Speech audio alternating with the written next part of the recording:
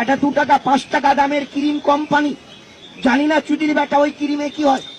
সারা ভারতবর্ষের ছেলে মেয়েকে বোকাচোদা বানিয়ে তার পুটকিতে সুসুরি দিয়ে ওই ক্রিম কোম্পানি সুন্দর করে ক্রিমটাকে রংচঙা করে পাবলিকের গাড়ে ভরে টাকা ইনকাম করার জন্য একটা সুন্দরী মেয়েকে বাছাই করে টিভি ক্যামেরার সামনে দাঁড় করিয়ে দিল।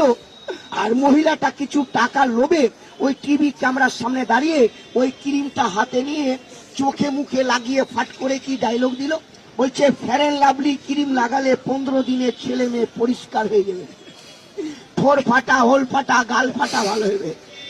কোন চুদির বেটা বলছে? 6 মাস আমি লাগিয়েছি রে ভারুয়া চোদা, ভালো কিছু হয়নি, আরো চেহারা কালো হয়ে গেছে। আমরা টিভিতে ঢুকতেও পারি না, চুদির বেটা কোম্পানিকে ধরতেও পারি না যে পয়সাটা ঘুরিয়ে নিব।